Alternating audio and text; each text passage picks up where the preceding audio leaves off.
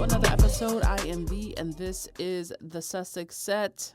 And wow, what a time to be alive. Like, whoever thought that that football would, or as I call it, soccer, whoever thought that just a little video football game would cause such a stir. And you know what? That just goes to show you that you never know when somebody's going to have their comeuppance. You never know what's going to be the trigger. You never know what's going to be just the flame that causes the whole thing. And, I have a feeling that Meghan Markle understands that, because sis is just on maternity leave, minding her own business and watching the whole thing unfold. And we love that. We love that for that queen. And just what is Meghan witnessing unfold as she minds her African-American business in America on maternity leave? She's watching, as you and I are watching, the entire world drag Prince William in particular for his absolute hypocrisy around racist abuse.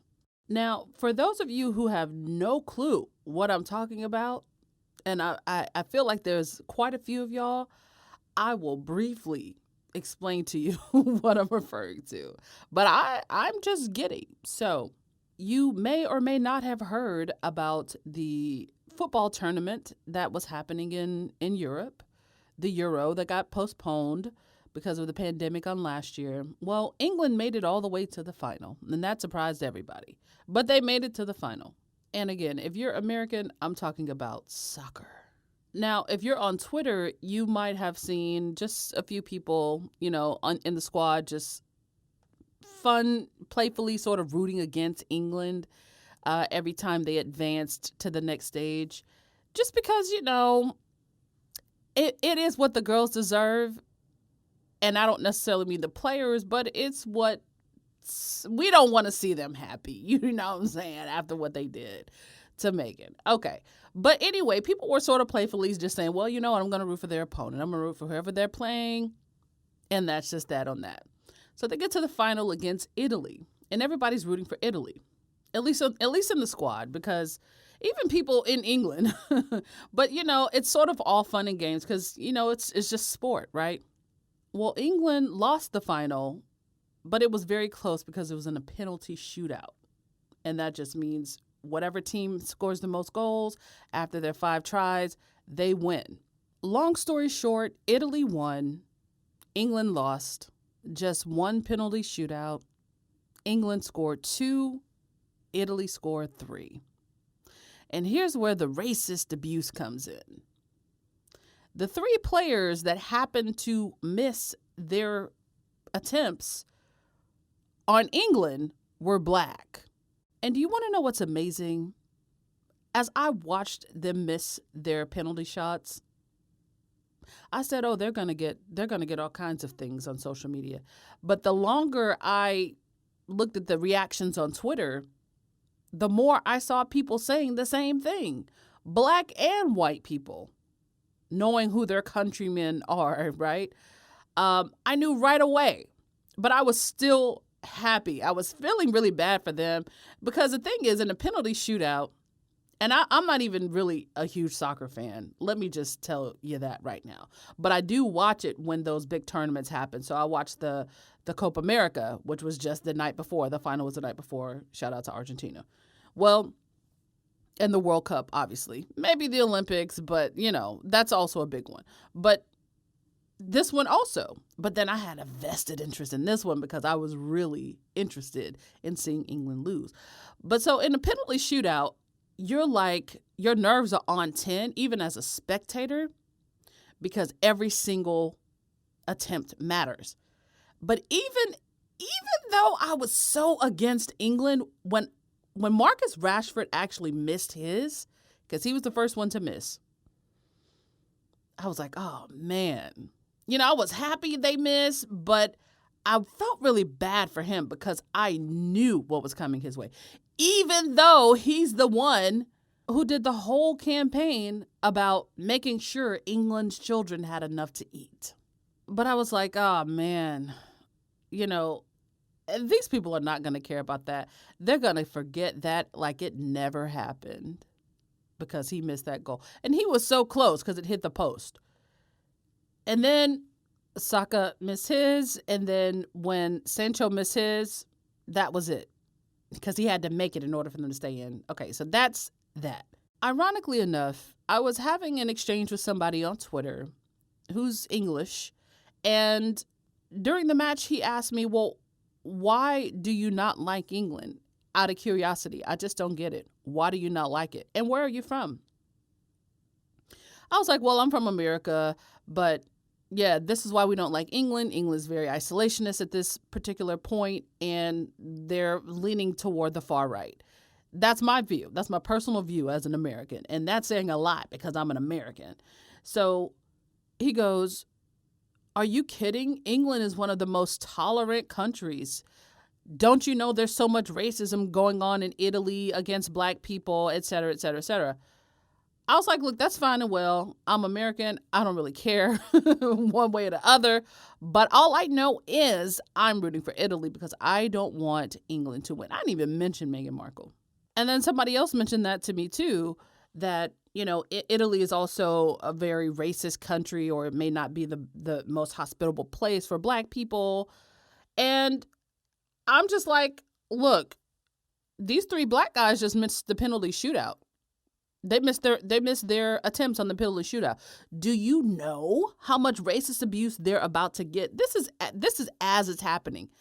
And then before I know it, I'm seeing videos and screenshots of, you know, Marcus Rashford and, you know, social medias and so many monkey emojis, bananas, calling them all of the racist names, whatever you can think of, they were called it. And just like clockwork, like I would have been more surprised had I not seen this happen. And then the loss becomes less about how great this team was throughout the whole tournament. And they were incredible. They were great, man. I remember watching the World Cup, like the previous one, and they didn't do too badly in that one. But this team is even better than that. And yeah, it sucks to lose the final, but that reaction took all of the attention away from this team because the world is watching, and it put it squarely on all of the unsavory things that England loves to pretend does not exist, including, but not limited to, its vile treatment of one American named Meghan Markle. So the black players missed, and the racist abuse starts, and people are reminded, even, you know, Brits of all kinds, but especially black Brits, they're reminding all of the girls that as a football player, you're English as long as you're winning. When you're losing, or you're the person who's seen as the one who's the blame for the loss, you're black then, and then you should just go back to Africa. You're an African, you know, or you're the N-word. You're not British. What if it was Harry Kane that had missed? What would you call him then? What would you call him? Oh, right. There's no name for that. And this is why I really, really, really feel for black Brits, especially those who were just rooting for the team because they, you know, it's English, they're English, and we want to win one.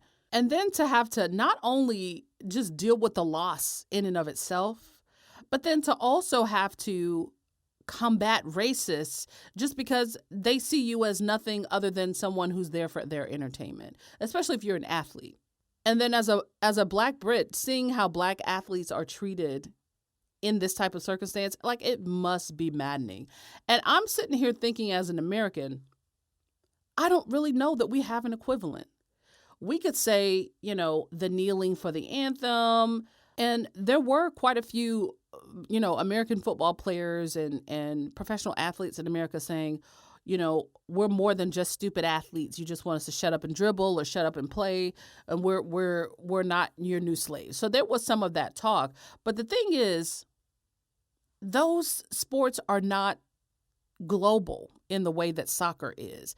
And America ain't never been no player on no national, like no global stage rather, for a World Cup, none of that. We're not good. That's just straight up. So while the NFL protests definitely garner global attention, even with that, so much of the criticism is encased in sort of this fake idea of patriotism. Maybe one or two times you might see some rando call somebody the N-word or, say things like that are racially insensitive, but not quite the N-word or what have you.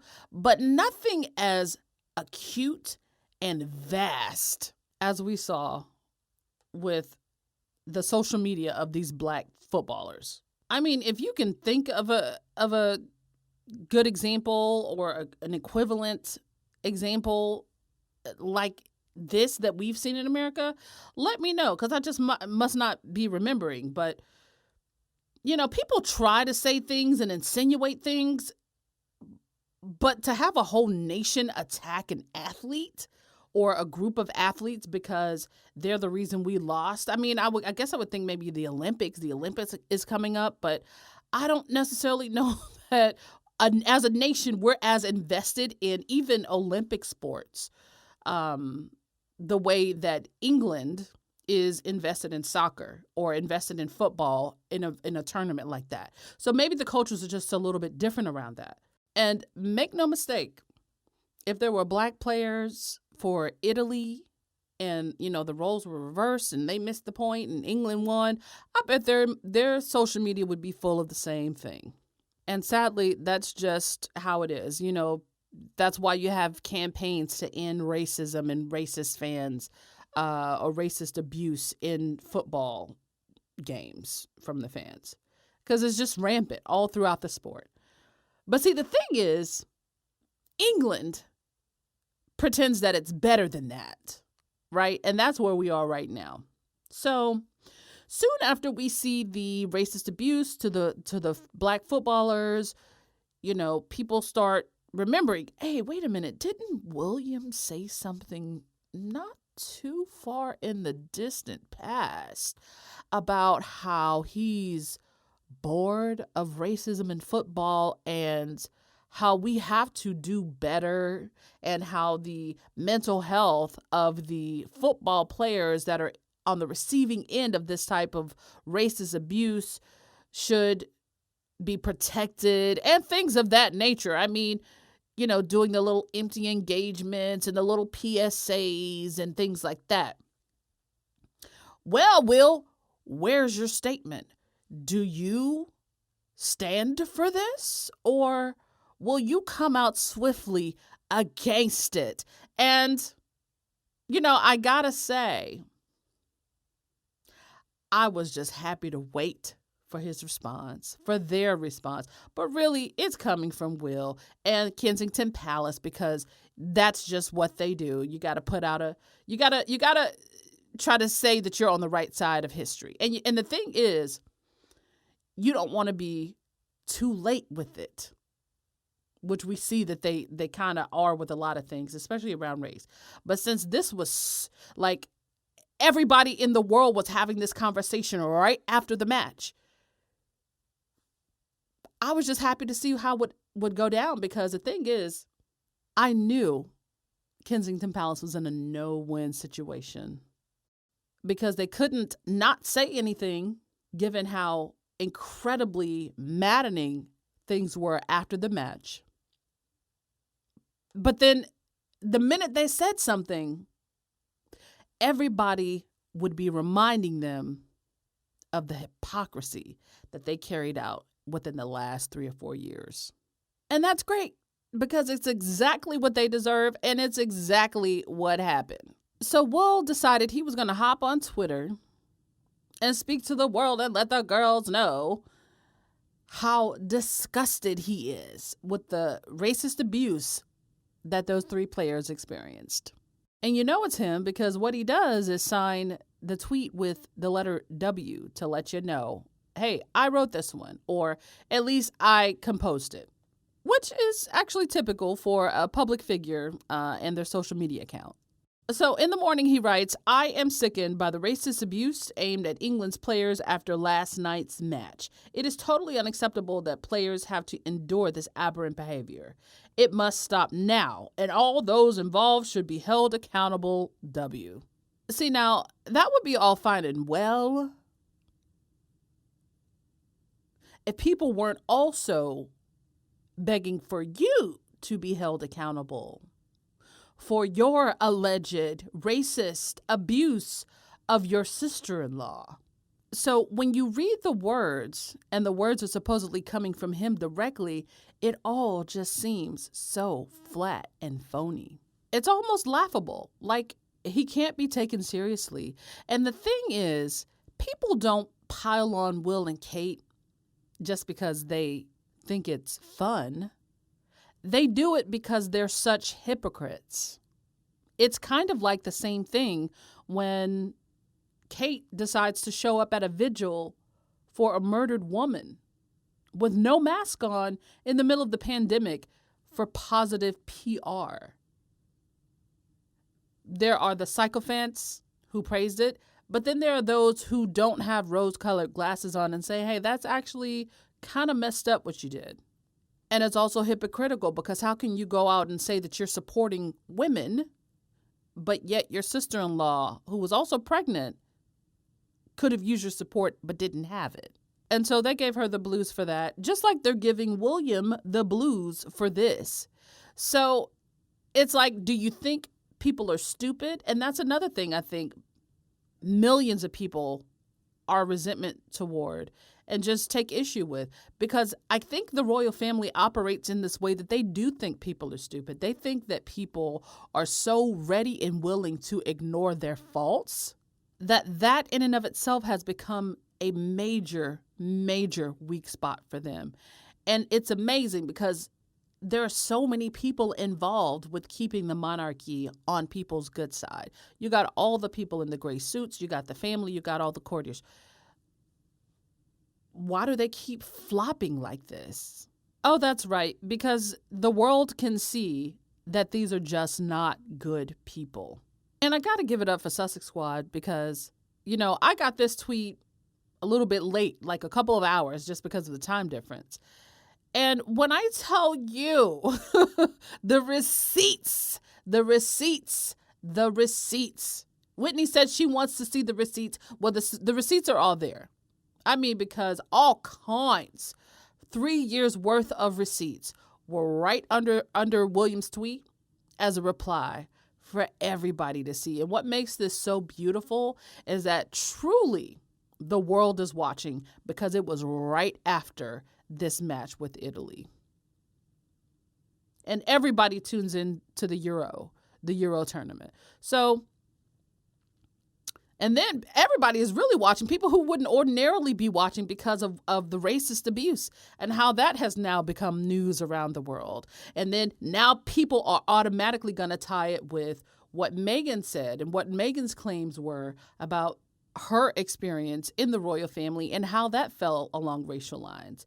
But like the replies, man, when I tell you Harry and Meghan's fans came with it, and just displaying Kensington Palace's racism from the last couple of years, just tweet after tweet after tweet after tweet, I gotta say, I was incredibly proud.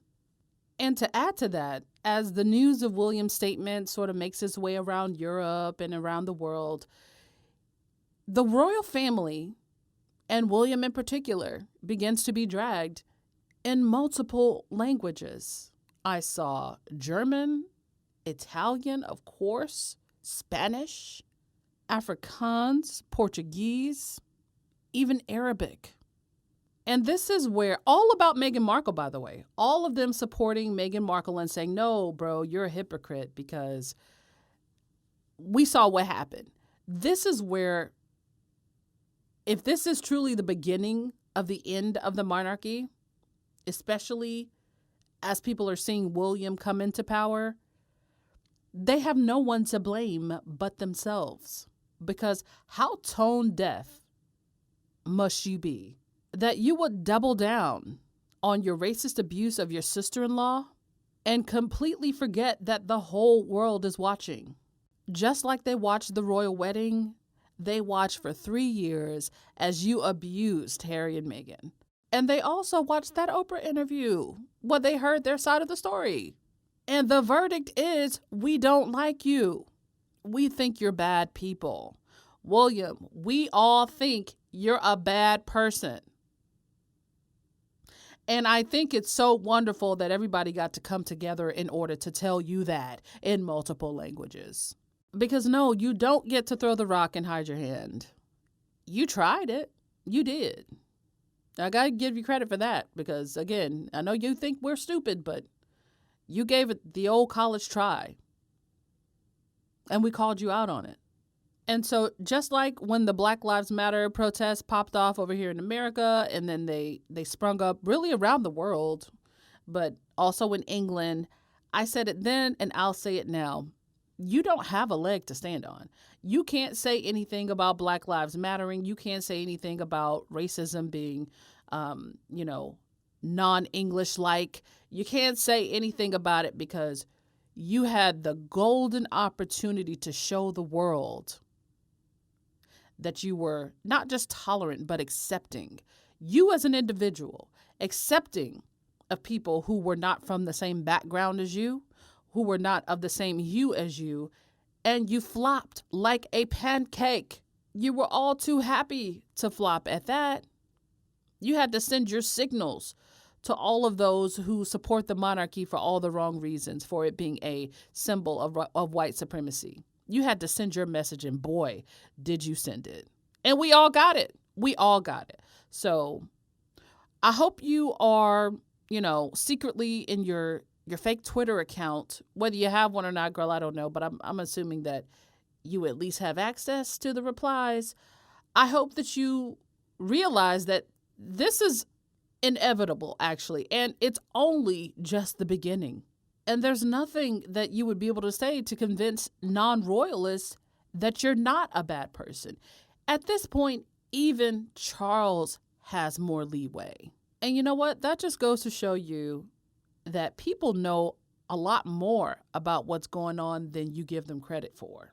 So like this current smear campaign Kensington Palace is putting out on Meghan, trying to call her a bully, everybody knows it's coming from Will. You don't have to be a Meghan Markle superfan to know that Will is orchestrating this. And in so many words, Robert Lacey said it himself. And so given the reaction of, really the world at Will pretending to actually care about a person's mental well-being after being on the receiving end of racism, I think everybody else also realizes that, it was probably Will who made the comment about Archie's skin color. I saw a lot of that. It was probably Will orchestrating the movement, like the push to get Harry and Meghan, but Meghan in particular, out of the royal family.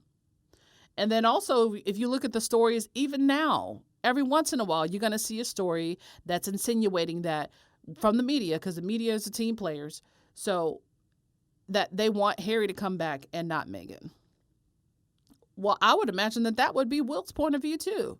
He wants his brother back, but he wants her to stay wherever she is. Right? So it's like everybody sees it. Like you have played your hand and you have lost. You need to accept that this is a losing game and you need to go back to the drawing board.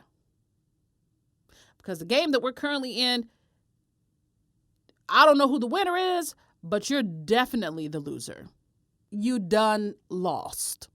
And here's another thing that people are not going to let you do. They're not going to let you, the Cambridges, continue to try to build your new brand, whatever this is, off the back of Meghan Markle. You're trying to call her a bully and you be the antithesis of that. Trying to paint Harry and Meghan as the bad guys, the tyrants, the sociopaths, while you swoop right on in after this final match and try to get some of this free goodwill because you're saying the right thing. Nope. It's a wrap. We're not letting you do that because we know who you are.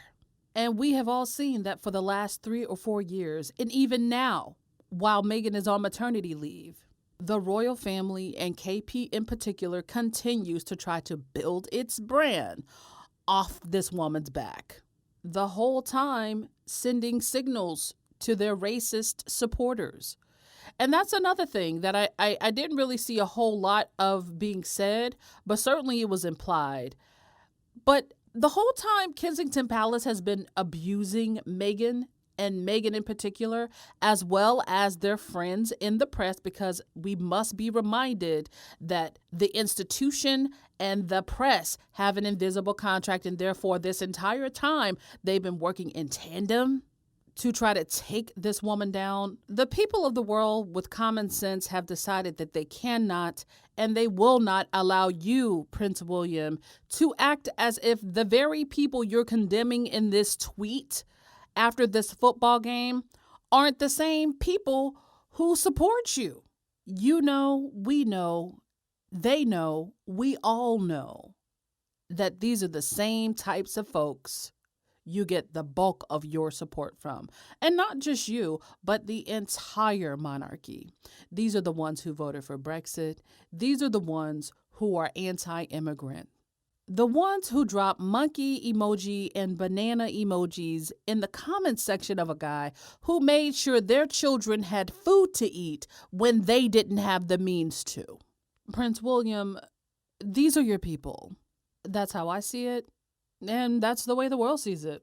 You know, I love that y'all thought y'all got away with one, but we snatched that wig right on off. You know, this whole weekend, they've been doing a lot of PR, sports-related PR. You know, one of the things I talked about on Twitter in the last, week or so, a couple of weeks when Wimbledon starts, because I'm a huge tennis fan. And I love to watch Wimbledon.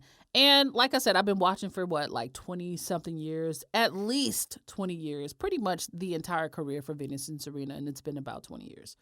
And, you know, I know recently Kate has been given that charity or that patronage since the Queen pretty much handed it over to her a couple of years ago. But we noticed that when Meghan got there, that suddenly Kate is all up in the mix in the finals, you know, and that's all fine and well. But for me, it's transparent. Like, I can see what she's trying to do. She's trying to get some free publicity. And, well, truthfully, they do need it. But that's been annoying to me. But you know what? I'll allow it. And you see Will showing up at the finals every year now. But here's the other thing that I don't like. This is a slight tangent, but starting 2 years ago, so not last year because there was no Wimbledon last year, but the year before that, Djokovic also won. And that was the first year that Kate decided that, you know, I want to be on the court with the players. I want to be on the court during the award ceremony, and I want to hand the trophy to the player. Maximizing that camera time. But even still, as much as that annoys me, because that's never happened, it's always been the Duke of Kent. I'll still allow it. And then you have this golden opportunity. The Euros are, you know, in London, and, you know, every night, maybe not every single game, but they're there in those later stages on television, and everybody's talking about George in a suit and how that's weird, but it is what it is. I love that. Let's just assume that they got the maximum positive publicity that they wanted to get, that their goals had been met. I love that it all came crashing right on down with one tweet. I love that for them. I personally love it for them. Like, it couldn't happen to a better couple. It simply could not happen to a better couple. And then, speaking of their appearances at the football tournament, Italians are not so pleased that Will and Kate didn't stay for the award ceremony at the end. So she'll stay for one, right? So they'll stay for the finals so she can get on TV. But then when they lost, right? I mean, because I feel like if Andy Murray lost, she's not going to leave. They're not going to leave. She's going to take her ass right to the court and hand the trophy to the winner.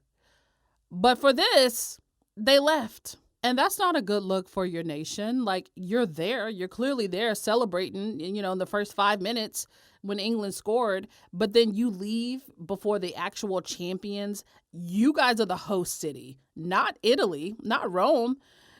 So you leave and you don't even applaud the champions. Like,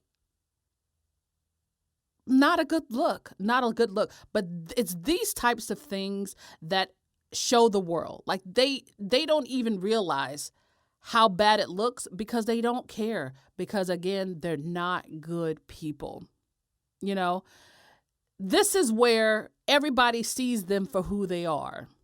And somebody also brought to the Twitterverse's attention that Harry didn't do that. You remember when Harry went to South Africa? I don't even know where the rugby championship was, but it was somewhere. But England made the final and South Africa won. Harry didn't leave. Harry congratulated the South African team, and that's where you saw that viral piece of content where somebody compared Harry to Barack Obama in like the handshakes and all of that. He was in the South African team's locker room. You don't think Harry wanted England to win? He was the patron of that charity, of the rugby team chair. So it's like, that's the difference in Will and Harry. And everybody sees that. And not just now, not just when Meghan showed up, but for really their whole adulthood.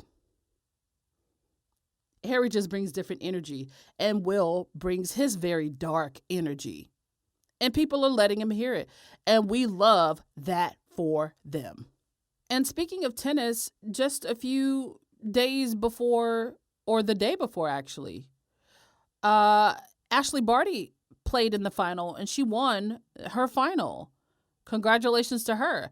But Australians didn't like the fact that Will and Kate, they were cheering for Pliskova, a Czech player. Both of these ladies are great athletes, but Australia is a Commonwealth country, and you're deliberately cheering for her opponent, like for Ashley Barty's opponent. So that was a little bit weird. I believe the word republic was trending in Australia after that. And I love the pettiness because it's like, girl, let it be known. Because how can you not cheer for somebody in the Commonwealth? At the very minimum, be neutral. Like, don't clap for nobody. That way nobody can blame you. But see, that just goes to show you that these people, they do not care. And that's also terrible, like a terrible look, because Ashley Barty is an Indigenous player. Like, you wouldn't be able to look at her and tell, but she most certainly is, and it's a very well-known fact in Australia. So it's kind of like, how do you not know that, Will? And it's another opportunity for people to say, hey, this guy's got some real issues around race, got some real issues around supporting non-whites. And, he really does let it be known to the world that he stands on the white side of things. Like you're either stupid, plain racist, or you're both. But one thing you're not is fooling anybody. You're not fooling nobody, girl. So Australia had their chance to drag them first. Then Italy, then Italy had their turn, and then the world, and that was truly a drag heard round the world, like quite literally.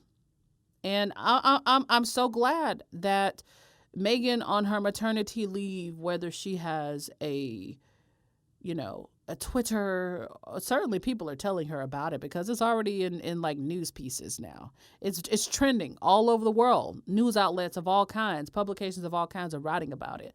Why Meghan Markle is trending after a football match that she has absolutely nothing to do with while she's on maternity leave. So one way or the other, whether Meghan is on Twitter or not, she done heard about it. And I love that for Lily Mama. I really do. And it just goes to show that All you got to do is just be a good person. You know, they doing all of this stuff trying to make Meghan look like a bad person. And everybody is still out here in these Twitter streets fighting her battles. Because she doesn't have to prove anything to anybody. She's proved it by how she lives her life and how she has treated people long before she ever met any of these people personally. People know who people are. Like, people can read authenticity and they can read phoniness. From Will and Kate, we see phoniness. From Harry and Meghan, we see whoever they present themselves to be, that's who we see them as. Meghan didn't have to do nothing. And the karma wagon just keeps on rolling. This, I believe, is a preview of things to come, because at some point, the next monarch is going to take his place. And, you know, that drumbeat ain't going to do nothing but get louder. It's going to get louder. At some point, Meghan's going to come off maternity leave. And they're going to be doing the things. And that global presence y'all are so afraid of them actually getting, and of it growing, it's going to do what it's going to do. And the easy thing for you to do is just to do your own thing and stop trying to cut them down at the knee, because it ain't going to work. You should see that it's not working, because even while the both of them are on maternity leave, you can't seem to beat them. This competition you created, you losing it. You set the rules and you still losing. And the Sussex brand is here to stay. You know, the brand of compassion and caring, the brand of authenticity. It ain't going nowhere. And speaking of that Sussex brand, fingers crossed, because today is Monday? The Emmy nominations come out tomorrow morning. It'll be bright and early on the West Coast. It'll be midday, I would imagine, in England by that time. And I'm sure the girls are going to be glued to the television screen, because the Me You Can't See, the producers, Harry and Oprah, put their hat in the ring. They put their name in consideration. But by the way, Oprah is a pro at this. She is the queen of the Emmys. I mean, because to be honest, she really is. But put their hat in the ring, you know, consideration for Primetime Emmy, for the Me You Can't See, that impactful, that very consequential, substantial documentary series around the subject of mental health. Prince Harry, a true mental health advocate, just like we saw Naomi Osaka speak about how, you know, those who truly care about people's mental health reached out to her, Meghan Markle being one of them. And the Me You Can't See, we hope that name, that title is read out for the category of documentary program and series. I believe that's it. And the thing is, the Me You Can't See was so good, not because Oprah's name was attached to it, not because Prince Harry's name was attached to it, not even because other celebrity names were attached to it, but because it talked about so many different types of mental illness, and it provided so many resources. It had so many mental health care professionals involved and informing the content of the series. But the fact that so many people of huge names, incredible careers were involved with it, but sharing their story, that's not something we see. I don't really know if y'all realize how rare something like that is. And then for it to be on a platform that the world can access it, I mean, like, it's truly the first of its kind, a docuseries like that on that subject that I have seen. So I really hope that their name is written out. And of course, Oprah's name just brings that heavyweight sort of feel to it. Fingers crossed they get that Emmy nomination. But I mentioned this on a previous podcast. Do you know who else put their quote unquote project into the consideration list for this same exact category of documentary program or series, or I'm sorry, I don't know what the name of it is, but Prince William did. I don't think you have the facilities for that, big man. They talked so much about Harry and Meghan when they left the royal family that they were just wanting to go off and be celebrities. No, you can't use the word royal because royals don't do the things that you want to do. You just want to go off in Hollywood and make money. And at that time, as Harry said in the interview, they didn't know what they were going to do. They were living off of Princess Diana's inheritance money and whatever Meghan already had. So when they left, the trolls and the media and basically the family by implication were saying, well, you're just going to go off in Hollywood and go be a celebrity. Go do that. Well, William, why are you trying to be a celebrity? Why are you trying to get the awards that celebrities want to win, like Emmys, for your documentary that nobody even knows exists? Oh, why are you trying to do that? Oh, because you're trying to compete. Well, you don't compare. And it's that snake shit, that type of shit. Well, you hit somebody over the head and you assassinate their character in public, but behind the scenes, you do exactly what they do. And you want exactly what they have that people don't appreciate and that they, in fact, resent you for. So if Harry gets a nomination for an Emmy, because whether he wins or not, he's always going to be Emmy nominated. And you don't, which I really have a hard time believing that you will. Oh, I'm going to shout it from the rooftops. And you're going to get dragged again. Because it's become a pastime. And what a time we will have. And so with that, that is pretty much all I have for today. I just wanted to get on here and just put my thoughts down about the events that happened. This spontaneous global event of the dragging of Prince William. And I just got to say, congrats to Italy. What an incredible victory, Honestly, what a great match that was. Like, I was thoroughly entertained. And also congrats to England and those football players, because that's a tough match to lose, to get so close, especially in your home country, to get so close to winning one of the big prizes that you could win in your whole career and losing it in a penalty shootout. That's tough. Which is probably why people are just they're just not tolerating the abuse that these players got, because you can't do what they do. You can't do what they do. So, and God knows they don't deserve it. So all of the players, I hope that, England footballers just, and the whole entire community actually, just wrap their arms around these three young players and let them know that the loud and the racist don't represent them, don't represent who they are and what they feel about this. Even though it was a big match like that, anybody could have missed those penalty shots. So at the end of the day, it's just a game. Again, I understand it's a tough one to lose, but it's just a game. And human lives, human health, mental health, those are the things that matter. Those are the things that people should be championing, like in a real sense. Thank you for tuning in. As always, you can find me on Twitter at Meghan Mood, on Instagram at Sussex Set. In the meantime, y'all take care of yourselves, and I will see you guys on the next one. Peace. I'm a bad bitch. You can't kill me.